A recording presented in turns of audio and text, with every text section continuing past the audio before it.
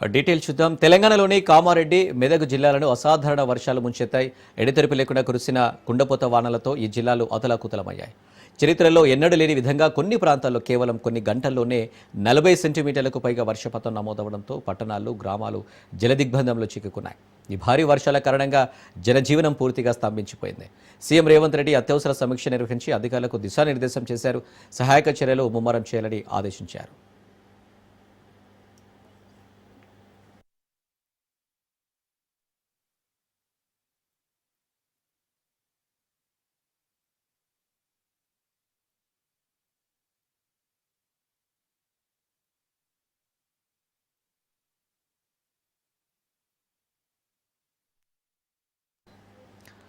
కామారెడ్డి జిల్లాలోని రాజంపేటలో రికార్డు స్థాయిలో 41.83 సెంటీమీటర్ల వర్షపాతం నమోదైందని వాతావరణ శాఖ అధికారులు తెలిపారు.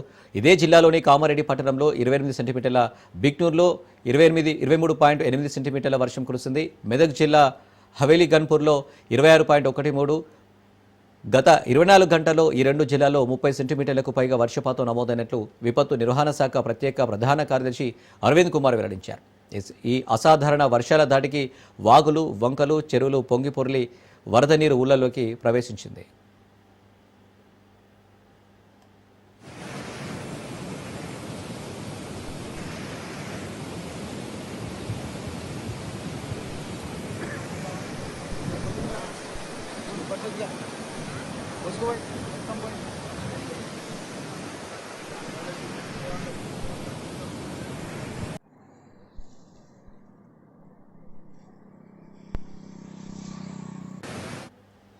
భారీ వరదల కారణంగా హైదరాబాద్, నిజామాబాద్ మధ్య రవాణా వ్యవస్థ పూర్తిగా స్తంభించింది.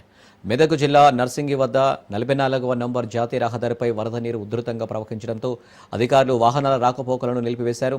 దీంతో వందలాది వాహనాలు కిలోమీటర్ల కొద్దీ నిలిచిపోయి ప్రయాణికులు తీవ్ర ఇబ్బందులు పడ్డారు. మరోవైపు హైదరాబాద్ డివిజన్ పరిధిలోని బిక్నూరు, తల్మడ్ల, ఆకన్పేట్, మెదక్ సెక్షన్ల మధ్య రైల్వే ట్రాక్లు నీట మునగడంతో రైళ్ల రాకపోకలకు తీవ్ర అంతరాయం ఏర్పడింది. దక్షిణ మధ్య రైల్వే పలు రైళ్లను రద్దు చేయగా మరికొన్నింటిని పాక్షికంగా రద్దు చేసి ఇంకొన్నింటిని దారి మళ్లించింది.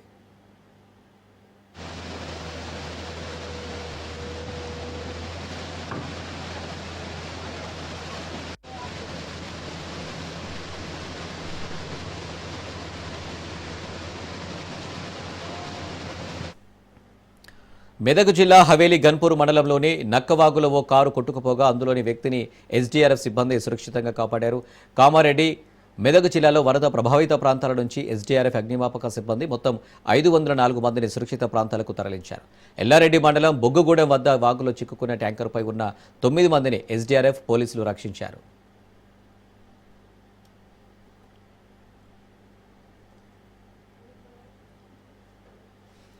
వరద పరిస్థితిపై రాష్ట్ర ప్రభుత్వం వెంటనే అప్రమత్తమైంది. మంత్రులు పొంగులేటి శ్రీనివాసరెడ్డి, తుమ్మల నాగేశ్వరరావు, డి శ్రీధర్బాబు, ప్రభుత్వ ప్రధాన కార్యదర్శి రామకృష్ణరావుతో కలిసి జిల్లా కలెక్టర్లతో టెలికాన్ఫరెన్స్ నిర్వహించి పరిస్థితిని సమీక్షించారు. మెదక్, కామారెడ్డి, నిర్మల్, సిరిసిల్ల జిల్లాలకు అదనపు ఎస్డీఆర్ఎఫ్ బృందాలను పంపాలని రెవెన్యూ మంత్రి శ్రీనివాసరెడ్డి ఆదేశించారు. పరిస్థితిని ఎప్పటికప్పుడు పర్యవేక్షించేందుకు హైదరాబాద్లోని సచివాలయంలో ప్రత్యేక కంట్రోల్ రూమ్ను ఏర్పాటు చేశారు. నిజామాబాద్, మెదక్ జిల్లాల సరిహద్దులోని నాగిరెడ్డిపేట మండలంలో పోచారం జలాశయం ప్రమాదకర స్థాయిలో ప్రవహిస్తుంది. సుమారు 8 అడుగుల ఎత్తున 1.30 లక్షల క్యూసెక్ల నీరు జలాశయంపై నుంచి వెళుతుండటంతో సమీప ప్రాంతాలకు అధికారులు వరద హెచ్చరికలు జారీ చేశారు.